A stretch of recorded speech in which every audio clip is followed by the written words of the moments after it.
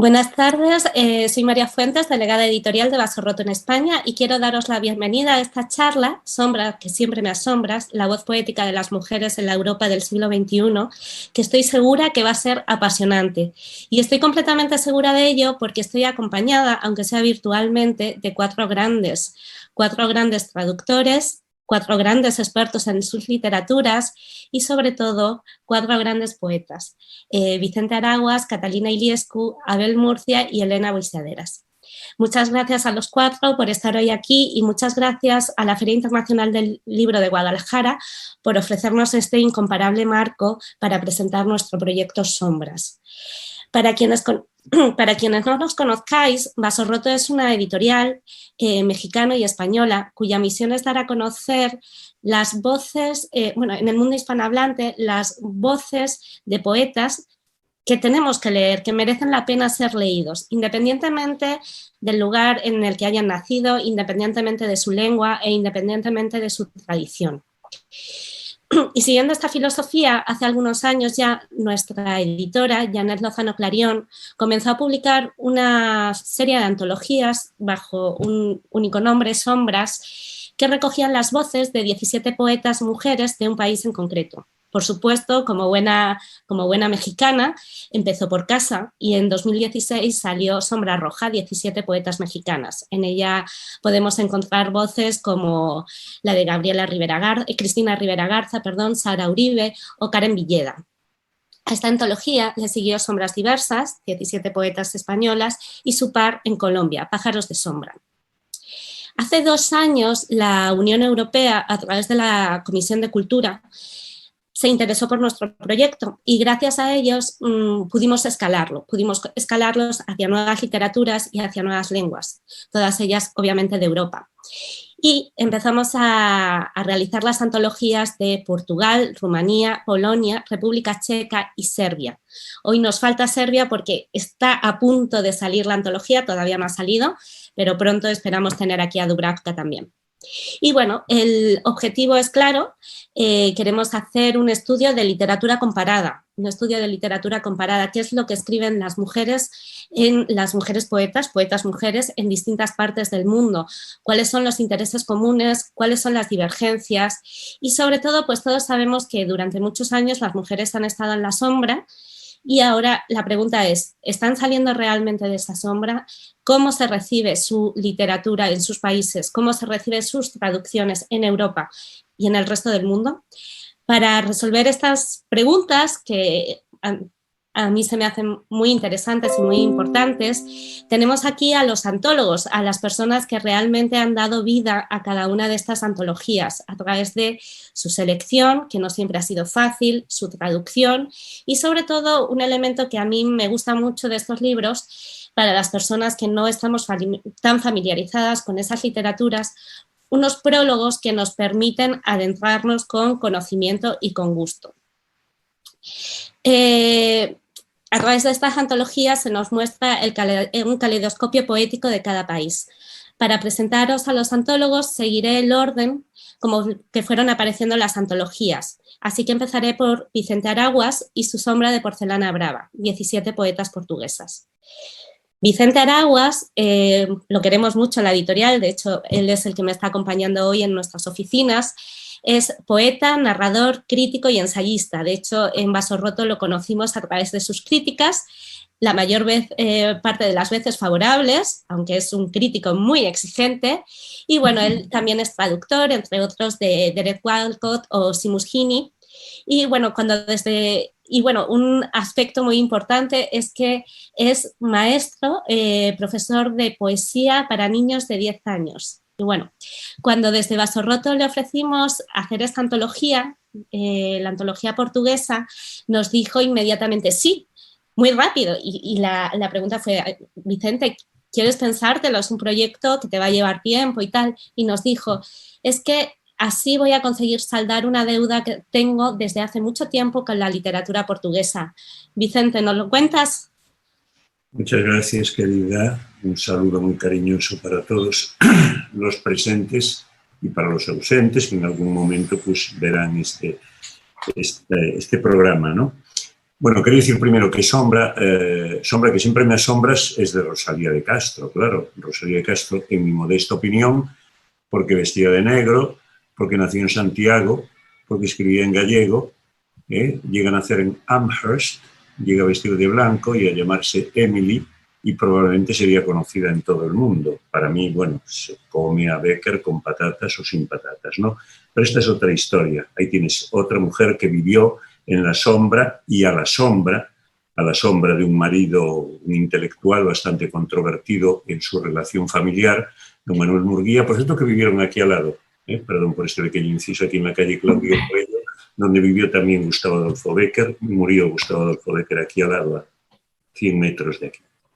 Bien, dicho esto, muchas gracias por eso de maestro, me encanta lo de maestro, profesión que ya no existe. En todo caso, si me permites, no es inmodestia ni modestia, soy doctor en filología inglesa y he dado clase en muchos sitios, incluyendo la universidad también.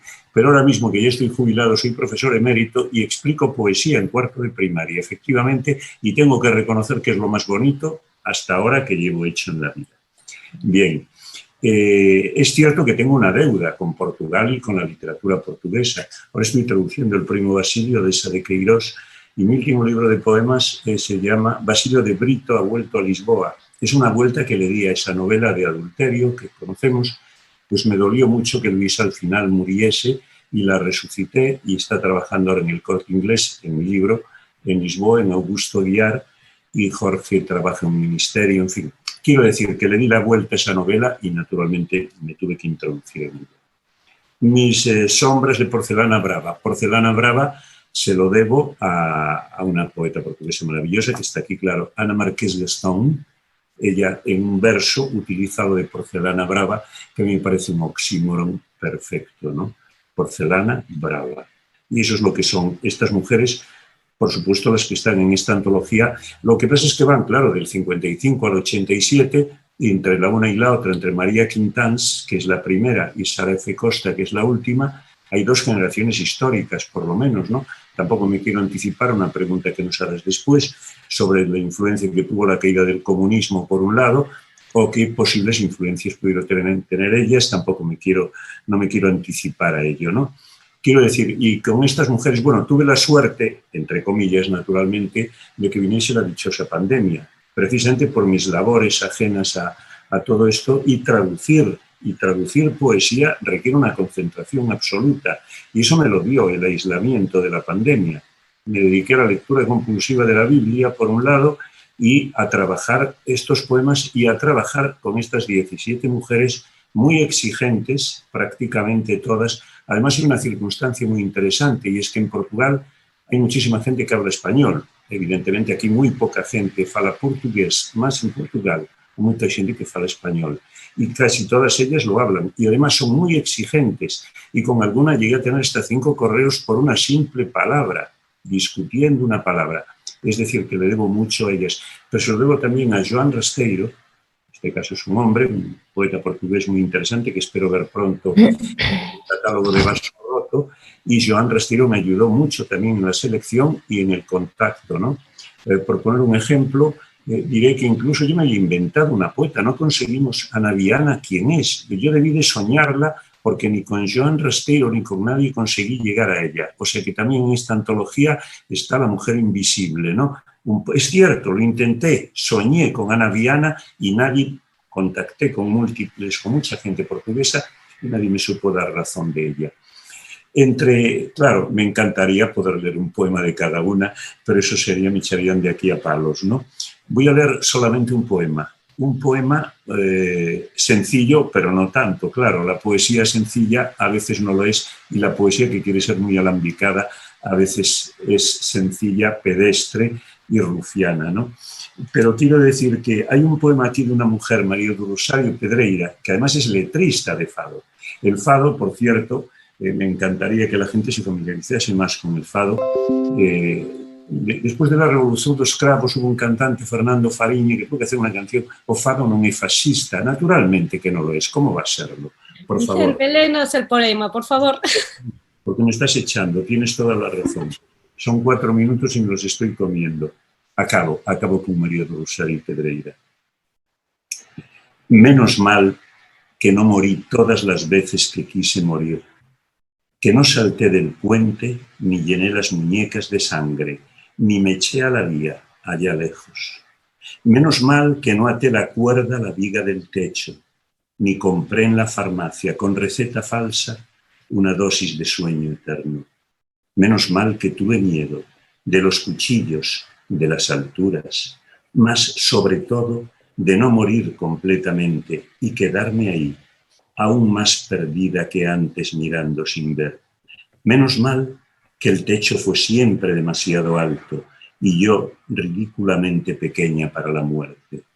Si hubiese muerto una de esas veces, no oiría ahora tu voz llamándome, en tanto escribo este poema, que puede no parecer, pero es un poema de amor.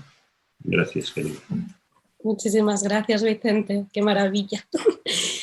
A mí me encantaría que pudiéramos leer toda la obra porque es maravillosa. Perdón, lo último que quiero es ser pesado en esta vida y ya sabéis que un poco de poesía es bueno, regular de poesía regular y mucha poesía puede ahuyentar a los posibles oyentes, escuchantes. Bueno, pues muchísimas gracias, Vicente. Ahora le paso la palabra a Catalina Iliescu, que es la antóloga de nuestra sombra, Incendios y Desmanes, 17 poetas rumanas. Antes de empezar esta conversación, Catalina me dijo, yo no soy poeta, pero cualquiera que lea sus traducciones se dará cuenta que en ella hay un alma de poeta, porque realmente son maravillosas. Catalina Iliescu es probablemente una de nuestras colaboradoras más antiguas en Vaso Roto. A ella le debemos nuestra antología Miniaturas de tiempos venideros, poesía romana actual. Y bueno, dado como fue recibida por la crítica esa antología, por los lectores, lo placentero que fue trabajar también con ella, cuando surgió el proyecto de la antología de 17 poetas rumanas, estaba claro que llevaba su firma. Catalina es profesora del Departamento de Traducción e Interpretación en la Universidad de Alicante y también es recientemente la vicerrectora de Cultura. Así que, Catalina, muchísimas gracias también por estar con nosotros. Muchísimas gracias a vosotros por invitarme, muchas gracias a la FIL y muchas gracias a los compañeros aquí de las demás sombras a los que quiero felicitar por los extraordinarios volúmenes que tenemos. Yo debo decir que la simbiosis con Vaso Roto ha sido perfecta. Somos reincidentes, como dice María, porque hicimos ya una antología de poesía rumana de 20 poetas rumanos de 4 décadas, 2 décadas de la dictadura comunista, de poetas que escribieron bajo y a pesar de la dictadura, y otras 2 décadas de postcomunismo. Se llamaba aquella antología Miniaturas de tiempos venideros, con un verso de nuestro extraordinario poeta interbélico Bacovia, George Bacovia. En cuanto a esta antología, Sombras, Incendios y Desvanes, pues me encanta que Vaso Roto haya pensado en mí y seguimos con esta simbiosis que hemos sembrado y creo que también esta simbiosis también se ha traducido en cómo las autoras entre sí han reaccionado, porque se conocían y se leían mutuamente las 17 autoras y me preguntaban, a medida que contactaba con ellas, me preguntaban, pero está también esta autora. Entonces a mí esto me ha encantado, ¿no? El que hubiera pues este tipo, ¿no?, de vasos comunicantes, según ellas me han ido confesando, ¿no?, poco a poco. Sombras, Incendios y Desvanes recoge efectivamente a 17 poetas rumanas nacidas entre 1961, que es Judith Mészáros, la más misteriosa de ellas porque está en paradero desconocido, y 1980 con Andra Rotaru, que es la más joven. Es decir, que son poetas que llegan a su plenitud artística y llegan a la madurez de su voz poética a lo largo de los años 90 y 2000. Son, por lo tanto, el eslabón entre la generación que podríamos llamar rupturista y explosiva de la última década y una generación posmoderna de los llamados ochentistas, ¿no? Cuyo exponente pues, puede ser, por ejemplo, un Mircea Cărtărescu, menos conocido en España como poeta que como novelista. Los ochentistas que habían revolucionado la relación entre el pensamiento poético y la realidad circundante hostil y que se caracterizaban por su resistencia contra la ideologización de la literatura y contra lo que llamaron el parque temático literario, ¿no? Pero también se manifestaban de alguna manera contra la metaforización exagerada quizás de los anteriores, de la anterior generación, que eran los neomodernistas, cuya escritura era un poco más impersonal, un poco más metafísica, también condicionada por el propio contexto dictatorial y sus mecanismos de coerción. Esta antología practica, creo yo, o por lo menos esa era la idea, practica el principio de unidad en la diversidad, siendo unitaria en cuanto a su manifiesto poético, la atmósfera plomiza, la voz lírica, y también variopinta probablemente en sus temas, libertad, amor, decadencia, incomunicación, maternidad, infancia, cuerpo, soledad, y sus formas poéticas en el momento de abordar la experiencia de lo real. Las poetas optan por contar su verdad propia, su experiencia de lo real. Hay una subjetividad emisora, ¿no? Que es en lo que ponen sobre todo el foco. Y hay un intento de tantear aquello que nos importa a todos, ¿no? Como sociedad, a los lectores y a los escritores. Por otra parte, un común denominador podría ser su actividad como agentes culturales. Todas ellas son formadoras de opinión, son periodistas, editoras, traductoras, líderes de programas de televisión culturales, fundadoras de ONGs, directoras de revistas literarias, etcétera, ¿no?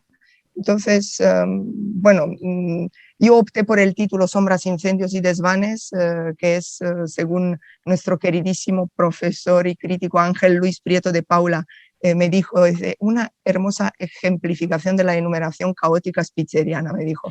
Aunque yo tengo una explicación más prosaica. Elegí los incendios porque todas mis poetas parecían haber experimentado uno interior, ¿no? Un incendio interior. De hecho, me temo que es inherente al oficio de escribir. Yo, como no soy poeta, no sé de eso. Tendremos que discutir sobre ese tema, Cata. Muchísimas gracias. Los desvanes, un segundo, y los desvanes porque percibí pues, una invocación generalizada de ese espacio como espacio protector y como espacio de preservar la memoria, sobre todo de la infancia y de la adolescencia, a la que todas estas poetas vuelven. Y el embrión es la palabra sombras. La palabra sombras venía de fábrica, ¿no? Venía de Bastroto. Muchas gracias. Sí. Cuando Cata nos envió el título Sombras, Incendios y Desvanes, hemos de decir que nos enamoramos. Luego lo trataremos más profundamente, pero a todos les propusimos el juego de que tenían que introducir la palabra sombras en el título. Pues muchísimas gracias, Cata, y ahora os voy a presentar a Abel Murcia, que es el antólogo junto a Gerardo Beltrán de la antología Luz que fue sombra, 17 poetas polacas.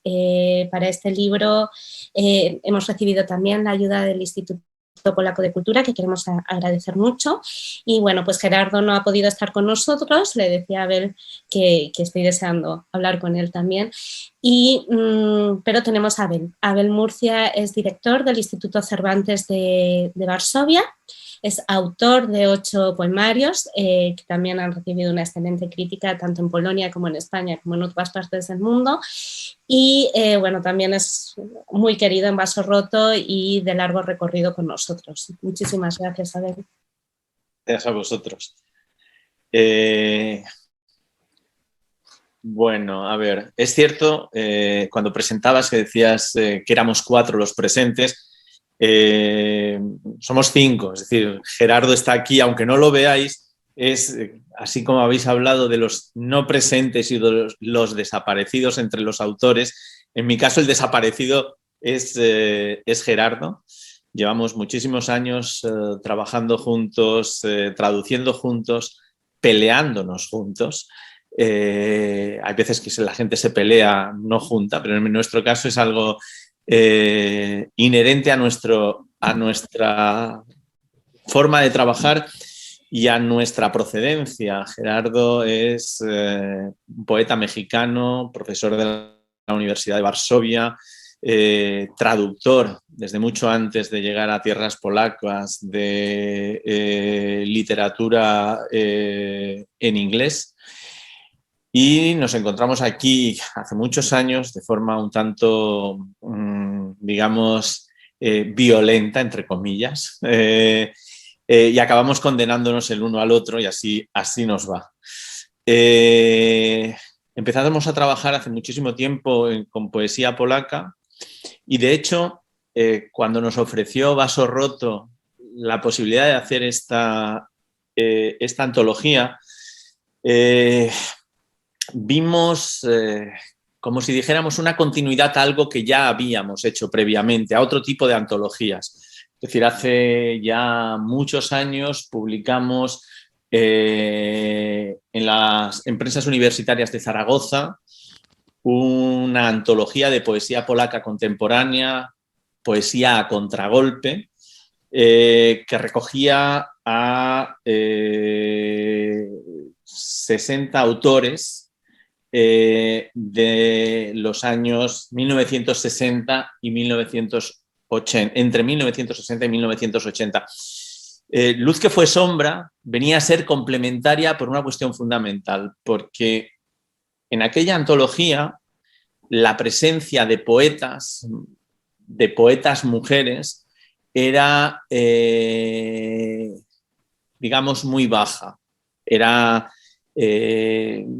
una presencia probablemente de 1:7, una cosa así. La posibilidad de dar a conocer la obra de poetas más o menos del mismo periodo nos parecía que complementaba de alguna manera aquella otra antología y que permitía tener una visión de conjunto de lo que en esa época se estaba haciendo en la poesía polaca. Yo creo que valdría la pena detenerse a ver cuál es la situación, precisamente porque uno se preguntará, vale, ¿por qué estas 17 no estaban en la otra si habíais recogido la obra de 60? Es decir, buscar dar explicaciones es un poco complicado. Es un poco complicado porque muchas de las poetas recogidas en Luz que fue sombra, en su momento, a pesar de que no haya pasado tantísimo tiempo entre una y otra antología, apenas si tenían publicado un libro, algunas ni siquiera tenían publicado un poemario. El criterio que habíamos seguido en todos los casos había sido siempre que no se tratara de poetas con un único poemario, que no supiéramos si iban a tener una evolución posterior, etc. En Luz que fue sombra, precisamente lo que hacemos es recuperar autoras que en el otro momento tenían una obra mínima desde nuestra perspectiva y que todavía no eran, voy a decir una palabra horrorosa para esto, no eran autoras plenamente consagradas. Sobre todo porque creíamos y consideramos, y es algo que hemos hecho también con la antología Luz que fue sombra, creíamos que una antología tiene una misión de alguna manera. Es decir, no es lo mismo hacer una antología en el marco de una literatura, estando en el país que produce esa literatura, que hacer una antología en un ámbito absolutamente distinto, donde todo el entorno se difumina, por decir se difumina, habría quizá que decir que no existe. Es decir, nos parecía fundamental dar un panorama para que el lector pudiera hacerse, por pequeña que fuera, una idea de lo que estaba sucediendo en la poesía polaca de ese momento. Eso nos llevó a tomar decisiones que pueden ser, digamos, criticadas, no aceptadas, etcétera, pero que para nosotros eran fundamentales. Una de ellas era cómo seleccionábamos los poemas de la antología. Decidimos que no íbamos a tener contacto con ninguna de las poetas. Es decir, tuvimos el contacto necesario para solicitarles la autorización para precisamente aparecer en la antología. En el momento que recibimos la autorización, dejamos de contactarnos con ellas por un criterio precisamente de convencimiento de que es el antólogo el que decide qué es lo que quiere mostrar, porque cada una de ellas en particular puede tener una visión de su obra que a nosotros en una visión de conjunto no nos sirva. Es decir, de hecho, en la última presentación que hicisteis en Madrid con dos de las autoras, fue uno de los temas recurrentes sobre el que llamaron la atención. Es que no sabíamos que iba a aparecer. Sí, lo sé, no lo sabían y no teníamos ninguna intención de que lo supieran. Quiero decir que no... Segundo, porque algunas de las poetas están publicadas en español. Con Julia Fiedorchuk, por ejemplo, está traducida por Gerardo Beltrán y publicada posteriormente en México en la editorial La Otra. Nos parecía que no... como que no era equiparable la presencia de algunas autores y otras. Cristina, a la que tuvisteis en Madrid, estaba traducida precisamente por Katarzyna Mowoniewicz, con la que también traduzco en traducción, trabajo conjuntamente de vez en cuando.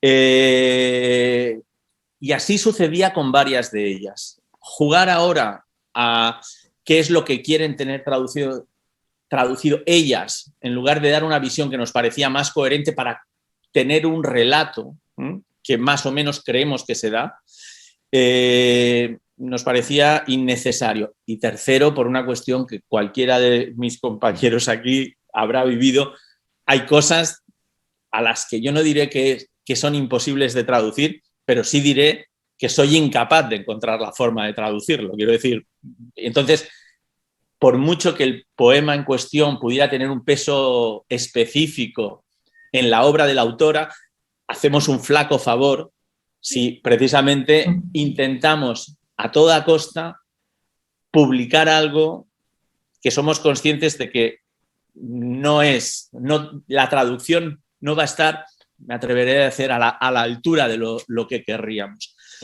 Así es como nace esta antología. Creemos, uno de los grandes problemas que tienen todas estas antologías, en mi opinión, es que presentan una época cuando hay otras épocas de la tradición literaria del país que han estado o han sido muy poco traducidas. Entonces, estos saltos que se dan en las lenguas de llegada nos ofrecen imágenes, yo creo que un poco desfiguradas de la realidad literaria de las lenguas de las que traducimos. Entonces, sí, a ver, eso lo vamos a discutir más profundamente en el apartado de preguntas porque es una de las cuestiones como más interesantes de lo que hemos tenido que dejar de lado y de lo que hemos tenido que meter, ¿no? O sea, todos los discursos posibles. Pues muchísimas gracias, Abel. Y por último voy a presentar a Elena Buixiaderas, que, bueno, y la antología de Sombra y Terciopelo, que quizás sea la antología que más nos quitó el sueño cuando empezamos a hacer este trabajo, este proyecto, por una razón muy sencilla. Como habréis visto, todas las personas que nos están acompañando son antiguos en Vaso Roto, pero en Vaso Roto nunca habíamos trabajado con el checo. Entonces, cuando empezamos, pues empezamos desde cero y tuvimos que... Pues fuimos con el Czechlit, que es la institución que se encarga de la difusión de la literatura checa por el mundo, y les contamos el proyecto. Y cuando se lo contamos, lo primero que nos dijeron es: tenemos a la persona perfecta, es Elena Buixiaderas. Me pasaron la biografía y lo primero que leí era que era física y fue como, ¿qué? pero luego se demostró que efectivamente ella era la persona perfecta. Ella es poeta, ahora mismo reside en Praga, es física también, efectivamente, y bueno, es una persona que está completamente vinculada o que tiene como proyecto que haya un diálogo constante entre la literatura, entre las literaturas de los países hispanohablantes y la literatura y la República Checa, ¿no? De hecho, ha traducido a numerosos autores actuales del checo, poetas, y es la impulsora de unas jornadas que se llama, una iniciativa que se llama Luces de Bohemia, que es para llevar autores hispanoamericanos a la República Checa. Y muchísimas gracias, Elena, porque lo que comenzó quitándonos el sueño, en vaso roto, pues se ha convertido en una gran alegría y en una gran satisfacción. Bueno, muchísimas gracias, María. La verdad es que tengo que decir que para mí fue un placer participar en este proyecto y recuerdo perfectamente cuando me llamaste por teléfono para contármelo, porque yo llevo traduciendo poesía desde hace casi 20 años ya. Y de lo poco que se ha publicado de poesía checa en español, bueno, pues yo he tenido también mi parte, de lo cual pues me siento realmente como, creo que es un honor. Y yo tenía en mente hacer una antología desde hacía muchísimos años y de hecho me encontré a Janet hace muchísimos años en la Feria de Praga y le hablé de esta idea. Pero por razones de, no sé, del destino, quién sabe qué, pues no cuajó y tardó mucho tiempo. Entonces, bueno, cuando me llamaste dije, por supuesto que quiero traducir una antología de poesía checa, por supuesto, ¿no? Y bueno, me siento un poco el elemento disonante, ¿no? en esta sociedad que hemos hecho aquí hoy virtual, precisamente por eso, porque soy física, pero es verdad que la mitad de mi vida es la literatura, sobre todo la poesía, entonces siempre tengo que estar un poco, soy como bipolar en esto, ¿no? Tengo que dedicarme partes a la física y partes a la poesía. Y bueno, para mí el mayor problema cuando me puse, ¿no?, a pensar en esta antología fue que, claro, recoger el panorama literario de un país en solamente un conjunto de autores o de autoras en este caso, no solo es complicado, sino que es un terreno bastante resbaladizo, sobre todo cuando no hay contexto histórico y cuando no se han traducido poetas importantísimos de generaciones anteriores. Y entonces, bueno, al final lo que pensé es que lo que quería hacer es una selección de autoras que fuera como un fresco que representara lo que escriben las mujeres poetas checas hoy en día, que mostrara pues eso, sus preocupaciones, sus obsesiones, sus reivindicaciones también, que son importantes, y sus provocaciones, porque en esta antología la verdad es que hay mujeres y poetas muy cañeras, porque están todo el rato provocando. Lo que quise hacer es eso, una muestra variada y heterogénea y mostrar también diferentes actitudes poéticas y diferentes geografías dentro de la República Checa. Entonces, bueno, junto con Nazbieta Smrzlikova del Centro Literario Checo, pues hicimos una selección de autoras y queríamos que tuvieran diferentes edades, ¿no? Entonces hay nacidas en los años 60, 70, 80 y también de diferentes partes de la República Checa, porque aquí se nos acusa mucho de ser pragocentristas en la literatura, y como que todo el mundo literario está en torno a Praga, pero no es verdad. Y entonces hay que salir también de Praga. Y entonces aquí tenemos autoras de Bohemia del Sur, Bohemia Central, Moravia. Incluso tenemos una autora nacida en Eslovaquia y otra con raíces ucranianas y polacas. Y bueno, lo que quise también con esta antología fue un poco desencasillar esa idea de que las mujeres escriben poesía femenina, por así decirlo, ¿no? Como que hay una manera distintiva y reconocible de saber que esto lo ha escrito una mujer, como si existiera una poética femenina, que yo creo que no es verdad, y creo precisamente que este ejemplo, esta antología, pues refuta eso totalmente, ¿no? Hay de todo en esta antología, hay poetas que son intelectuales, sarcásticas, unas más herméticas, otras posmodernas, otras más románticas, y tratan temas muy variados, ¿no?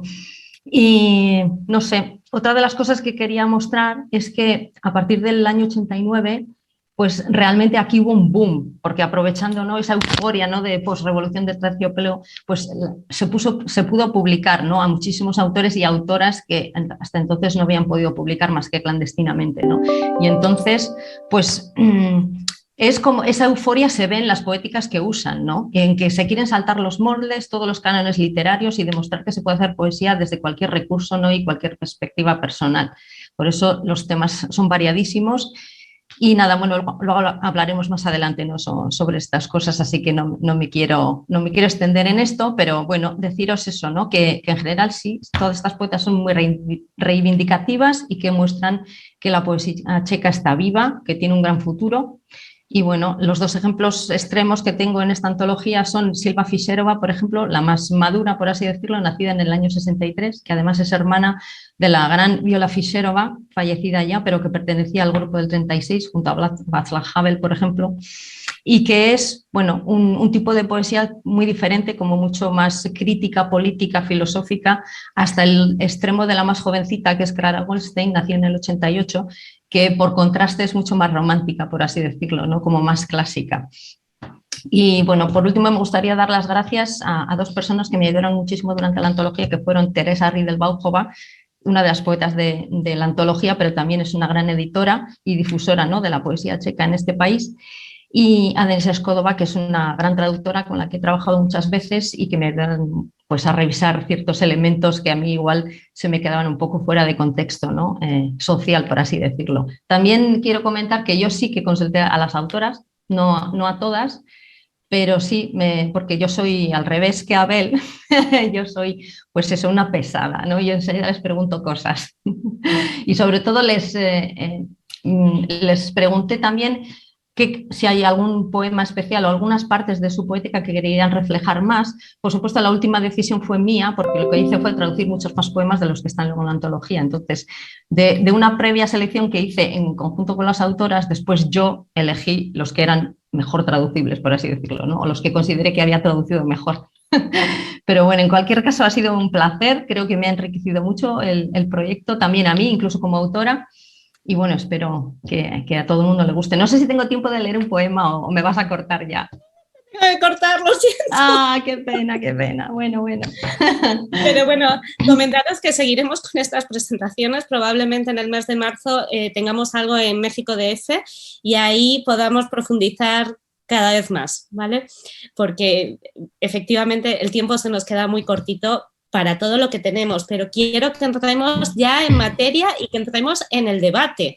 Y aquí, bueno, pues la primera pregunta que me surge es sobre algo que se ha hablado. Abel contactó lo menos posible con las autoras. Vicente tuvo una autora desaparecida. Elena Buixaderas dice que fue una pesada con ellas. No me lo creo, pero sí, muy insistente. Cata, me faltas tú. Desde Vasos Rotos somos conscientes de que os hemos planteado a cada uno un reto casi imposible, ¿no? Al hacer una antología las antologías son limitadas por naturaleza y cada uno lo vemos enfrentado de una forma completamente diferente. Quisiera saber cuáles han sido vuestras sensaciones. Y me gustaría empezar contigo, Cata, porque sí. Pues en primer lugar también evidentemente en la antología rumana pues el reto creo más grande ha sido pues el que han señalado los compañeros, el de troquelar esa zona de las 17 mujeres que iban a pertenecer a la antología, cómo escoger a 17 mujeres en un paisaje efervescente, poético, postcomunista, que sí que es verdad que todas ellas o gran parte de ellas han bebido del underground ochentista, y creo que fue esta la mayor dificultad que tuvimos, a la que nos enfrentamos. Simona Sora es la autora que firma el prólogo y la que me ha ayudado con la selección. Simona es escritora y también pues, una de las críticas más importantes literarias en estos momentos.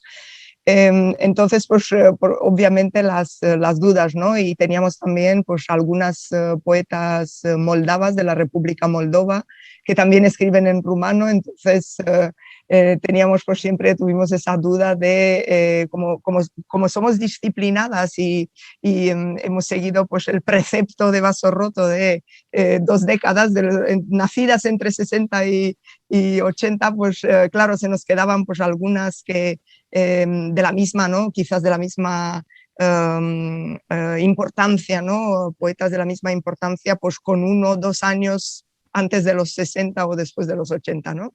Entonces, claro, ahí ese fue quizás el reto mayor. Por otra parte, ya luego inmersa ya en el proceso traductor, bueno, otros retos pues ya de naturaleza traductológica, ¿no? El rumano y el español Es verdad que guardan una similitud léxica muy grande por los elementos heredados del latín. A nivel estructural son lenguas muy parecidas, con lo cual esto es una ventaja. Me imagino que a Vicente le pasa 3/4 de lo mismo.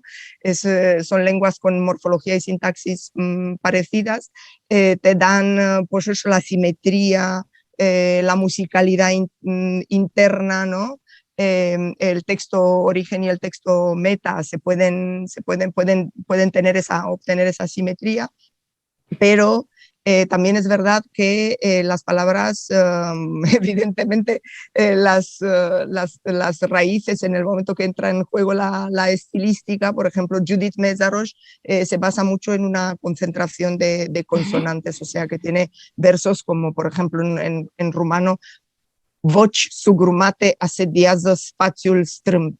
Entonces sí, es verdad que puedes guardar una simetría diciendo en rumano voces estranguladas asedian el espacio estrecho, pero claro, la aliteración prácticamente se te convierte en una asonancia. Luego otros retos, pues por ejemplo, Adela Greciano utiliza distintos registros, utiliza neologismos, los neologismos se convierten en discurso poético, con lo cual siempre existe esa dificultad de traslación. Ioana Nicolae es muy imprevisible en sus adjetivos y entonces ahí a veces he tenido que amplificar. Por ejemplo, hay un verso genele voltint postrăvi, que transformado en pestañas del color de la trucha marcando bóvedas. Claro, me paso de 3 palabras a 8 palabras, menos mal que esto no tiene rima, ritmo y métrica, ¿no? Porque y luego, pues, Teodora Coman, por ejemplo, que inventa un nuevo tipo de calambur más moderno, que es muy difícil de seguir también. Cristina Ispás, que introduce trastornos mentales con sus siglas para rememorar esos tiempos sofocantes del comunismo. Moni Stenil introduce el lenguaje de la ficha policial al tratar de manera muy documental sus poemas hablando de los represaliados. Y luego también hay, pues como ha dicho Elena, pues también hay poetas como Ruxandra Cesereanu, Doina Ioannis, Svetlana Cristian, Domnica Drumea, que se pliegan muy bien sobre el castellano, o sea, su escritura se pliega muy bien visten muy bien el atuendo del castellano. Esto en cuanto a dificultades, y en cuanto a satisfacciones, pues bueno, traducir poesía es siempre placer y poder, ¿no? Una combinación de placer y poder.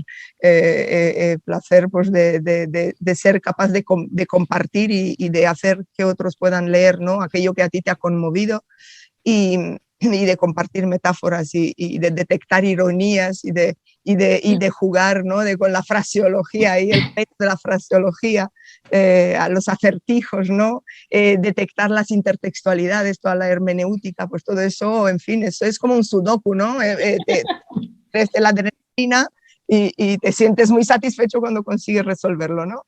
Entonces, y luego el poder que te da, ¿no? También el poder que te da todo esto. Y por otra parte, pues yo creo que el conocimiento difiere entre la lectura que hace un lector de poesía y la lectura que hace un traductor, ¿no? El traductor siempre tiene una lectura aventajada, una lectura interiorizante. El texto le habla a tus sentidos, ¿no? Y una vez detectado el significado primario, te vas a la otra fase, ¿no? A la fase más intelectual, ¿no? Y es como un viaje astral. En fin, y creo que es extraordinario poder deshojar ese aleph, ¿no? Penetrar en él y hacer y poder regalárselo a tus lectores. Nosotros te agradecemos mucho que lo regales a nuestros lectores, a los lectores de Vaso Roto, que son también los tuyos. Elena, Abel y Cata, Los tres en vuestros prólogos, en el caso del prólogo de Catalina Iliescu de Las sombras rumanas, Simona Sora, marcáis la caída del telón de acero como el momento o el momento más señalado en el que las mujeres comienzan a salir de la sombra. Quisiera ver si me pudierais profundizar un poquito más en este tema. Empezamos por ti, Elena, si quieres, y le sigue Abel, porque luego a Vicente le voy a preguntar de una forma particular porque hay otro momento, pero quizá de un signo completamente contrario. Vale, sí, no, yo lo que se ve realmente cuando uno estudia, ¿no?, la evolución de la poesía checa a partir de los años, bueno, desde el año 48, ¿no?, pero incluso más a partir de la invasión en el 68, es que claro, hay, eso lo comento en el prólogo, ¿no?, que hay como tres bandos, cómo reaccionar hacia esta catástrofe, por así decirlo, que hubo en el país. Y entonces, claro, mucha parte de los escritores se tuvieron que ir a la clandestinidad y no era posible publicar. Algunos tuvieron que hacer como que trabajaban con el régimen y otros se dedicaron a cantar, por ejemplo, ¿no?, a ser cantautores, que era algo que colaba, por así decirlo, un poquito más. Entonces, claro, en este panorama las mujeres, que no había muchas, pero sí que las había, estaban incluso más escondidas, ¿no?, que en otros momentos. Y entonces, claro, cuando de repente con la revolución del terciopelo esto se olvida, esto desaparece y de repente todo el mundo dice, ah, pero las editoriales pueden publicar lo que quieran. Llega una democracia, llega una apertura y entonces eso es lo que comentaba antes de la euforia, es que este país sufrió una auténtica euforia en la literatura porque de repente se podía publicar todo, la gente no se tenía que reunir en casas para leer textos o hacer teatro casero reivindicativo, no, se podía hacer en los teatros, se podía hacer en la calle, cualquier revista podía publicar lo que quisiera. Entonces, claro, aprovechando esta ola, por así decirlo, es cuando de repente mujeres que habían estado publicando clandestinamente antes, por fin se podían dar sus libros, ¿no?, se podían publicar sus libros y entonces incluso autoras más mayores empezaron a publicar en el 89, no porque no escribieran antes, sino porque antes no podían prácticamente, ¿no? Entonces hubo este cúmulo de autoras nuevas que empezaban a escribir en ese momento y además autoras que no habían, más mayores que no habían podido publicar antes. Entonces es pues, un florecimiento espectacular de repente, de muchísimas autoras publicando. Y Abel, ¿en Polonia tenemos un movimiento similar? Bueno, no sé si similar, es decir, yo creo que en toda esta parte de Europa, que hemos dado en llamar la Europa centro-oriental y del este, que es una cosa bastante vaga y bastante, es decir, bastante más compleja que ese cajón que supone esto. Yo creo que sí hay un fenómeno particularmente interesante que es una explosión no tanto de autoras, porque había autoras que existían antes cuya calidad está fuera de toda duda y que son, curiosamente, las más conocidas. Es decir, sería entrar en una gran contradicción. Nadie podrá decir que Szymborska explota en el 89. Pues no explota en el 89. Nadie podrá decir que una de las autoras publicadas en Vaso Roto también, Julia Hartwig, explota en el 89. No explotan en el 89. De hecho, todas estas personas en estos momentos tendrían en torno a 100 años. Es decir, Szymborska cumpliría 100 años en el 23. Sí es cierto que esa explosión tiene que ver con una gran libertad en la expresión, que no significa que las otras autoras no hubieran encontrado la forma de expresarse y la forma de, a pesar de las posibles limitaciones, encontrar un lenguaje y encontrar unos lectores. Sumamente curioso, además. Después hay un hecho fundamental. No hay que olvidar que gran parte de los exilios de todos estos países que funcionaban en París, en revistas que aparecían en París, en publicaciones dentro de esos países, se expresaban con toda la libertad del mundo y tenían una ingente obra con toda la libertad del mundo, con una pequeña salvedad. Es decir, realmente estaban viviendo en una lengua que no se encontraba en el país donde vivían. Es decir, que hay una especie de decalage entre la realidad de su expresión y la realidad del país en el que se encuentra. Sin embargo, creo que es cierto que asistimos a esa infinita variedad de formas como diría que como todos los momentos de expresión, de explosión, es decir, en el momento en que algo se abre aparentemente de forma absoluta, pues asistimos a manifestaciones infinitamente distintas. Y eso es cierto. Yo creo que olvidamos muy a menudo, y este es un problema dentro de las antologías, si quieres, justo el hecho de que en estos años que recogemos en las antologías hay muchos autores de mucha más edad que siguen publicando y que han hecho una evolución curiosa. Es decir, pensemos que durante estos años, por ejemplo, tienes digo Szymborska porque es la premio Nobel, y además es absolutamente reconocida por todo el mundo y no habría ningún problema en saber de quién estamos hablando.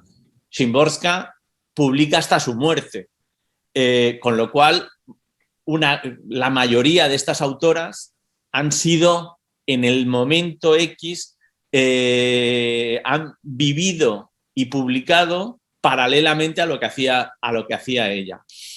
Yo creo que sí, es cierto que por una parte asistimos a esa explosión que comento, y en eso, Elena, coincidiríamos todos que en estos países el 89 marca una ruptura, no tanto poética, que también, pero sobre todo histórica, política, etcétera, etcétera. Es decir, que de alguna manera llamaría la atención sobre todo sobre ese hecho. Lo otro es un poco más complejo. Y Vicente, ¿cuál considerarías que es el momento equivalente, si hay algún tipo de equivalencia, en Portugal?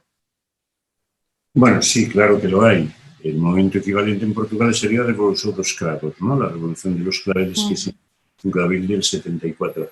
Pero antes quería comentar esto que decía Elena, que me ha interesado mucho cómo los cantautores eran el punto de salida. Yo es que lo fui también, te decía, claro, tengo años y mucho recorrido. Yo también fui cantautor en gallego y justamente además en esos años llegué a la universidad en el curso 67-68, que es cuando el tema de Praga, por cierto, que expliqué hace un par de años en la Complutense, en un curso monográfico, sobre medio del 68, salió Praga, naturalmente, y salieron las naciones que componían el pacto de Varsovia, y la que se negó, por cierto, parece que Ceausescu, lo que entiendo, no quiso entrar, no quiso participar de esta banda armada, ¿no? Tampoco lo hizo, por supuesto, Enver Hoxha, que no pertenecía al pacto, ni tampoco Josep Broz, ¿no? Pero esta es otra historia, pero me ha gustado esta referencia a los cantautores. Pero antes quería decir también, es cierto, claro, lo mismo que en la España de Franco, claro que salieron mujeres estupendas. Bueno, Carmen Laforet, nada, es una novela asombrosa. Es una novela asombrosa el año 44, ¿no? Cepillándose todo lo que se estaba haciendo en ese momento. Pero es evidente que ahora hay muchísimas más mujeres poetas estupendas que en la dictadura franquista. Sí, estaba Elvira Lacazzi y estaba Ángela Emmerich y estaba más gente y tal, pero realmente era un dominio patriarcal. Esto sucede también en Portugal. Claro que hay una Sofía Breiner Andresen, por ejemplo, en la época de Oliveira Salazar y tal, o Amalia Rodríguez cantando fados, algunos de ellos con componente social, digamos, o político interesante, pero aquello era un patrimonio también de los caballeros. Obviamente, bueno, las dictaduras son iguales en todas, mismos perros con dogales diferentes, ¿no? Quiero decir que ahorcan exactamente igual. Por cierto, aquella generación, tengo que decirlo, que llegamos en el 67-68 a la universidad, estábamos muy engañados con lo que estaba pasando en el este de Europa, que teníamos muy mitificado, teníamos muy idealizado. Padre, confieso mi culpa también. Luego, cuando nos hemos enterado de todo aquello, y sobre todo el cine rumano, es posible también que haya cine checo ahí actual, que conozco menos, o polaco, pero he visto 3 o 4 películas rumanas y también sobre la Alemania del Este, que son tremendo, ¿no?, lo que estaba pasando ahí. Y en esa antología de Cata, yo lo comenté en la crítica que hice en La Región, sí hay muchas referencias cinematográficas, claro. Hay un cine rumano muy potente y vemos, evidentemente, lo que estaba ocurriendo ahí. Entonces, yo creo que la referencia es esta, pero es la diferencia que va relativa del comunismo, bueno, al fascismo, ¿no? Hoy en día se utiliza, es un término demasiado barato ya el término fascista, pero para la dictadura portuguesa, claro que podemos decirlo. Encima colonial, y fue precisamente ese colonialismo lo que arrastró su caída, ¿no? Es así como lo veo. Entonces ahora sí hay todo este grupo de mujeres tan dispares como estas checas o rumanas que hemos estado comentando, tan diferentes, pues hay aquí de todo, ¿no? Pero incluso en la primera, que es todavía de la época, bueno, es del año 55, comienza a escribir todavía durante la dictadura y tal, notamos esa huella surrealista que también era un poco como para defenderse, también se utilizó aquí en España, para defenderse un poco, para pasar la censura, ¿no? Censura que, por cierto, a veces era bastante torpe y a veces se pasaba de lista, ¿no? Como sabemos. Pero bueno, esta es otra historia, ¿no? Termino diciendo, y no tiene nada que ver con poesía, El Camino, que es del año que yo nací, 1950, de Delibes, cómo se le coló la censura, con los suicidios, con el fetichismo que hay, con el muñón aquel, etc. Pues muchísimas gracias, Vicente. Y yo lo lamento mucho porque tempus fugit, o sea, siento que nos quedamos cortos, que no hemos llegado a nada. Exacto, que cada antología da para muchísimo más. Y entonces yo conmino a todas las personas que nos estén escuchando que se metan en las redes sociales de Vaso Roto porque, bueno, esto lo tenemos que repetir y con muchísimo más tiempo y para poder profundizar más en temas que hemos tocado, como por ejemplo las dificultades en la traducción, las referencias cinematográficas, referencias históricas, temas que hemos tratado muy por encima y que merecen la pena que profundicemos más en ellos. Vicente. No quiero decir, Elena, que no hemos llegado a nada. Yo particularmente sí he llegado mucho. Yo he aprendido mucho de vosotros tres y mi elogio no es barato, creedme, que tengo yo mucho. No, lo sabemos bien en Vaso Roto eso. Voy a leer las antologías polaca y checa, que las tengo, no las he leído todavía. La rumana la devoré y escribí sobre ella, lo sabe Cata. Hoy, en cuanto que llegue a casa, me voy a poner ya a trabajar con ello y pienso... Muy agradecida y además esta puntualización sobre la cinematografía creo que se merece un monográfico. Totalmente de acuerdo. Sí. Yo quiero agradeceros mucho a todos. Espero poder invitaros con más tiempo. Quiero agradecerle a la Feria Internacional del Libro de Guadalajara que nos haya hecho este hueco. A vosotros antólogos, por supuesto, a todas las personas que nos están viendo y que nos están escuchando, a la Comunidad Económica Europea por ayudarnos y bueno, pues a todos os invito a que si queréis profundizar un poquito más, os metáis en las redes sociales de Vaso Roto y también que os paséis por el stand de Vaso Roto en la Feria del Libro de Guadalajara, donde están todos estos libros y muchos más que esperemos que os resulten interesantes. Y queridos, muchísimas gracias. Ha sido un placer. Gracias a ti. Gracias. Muchas gracias.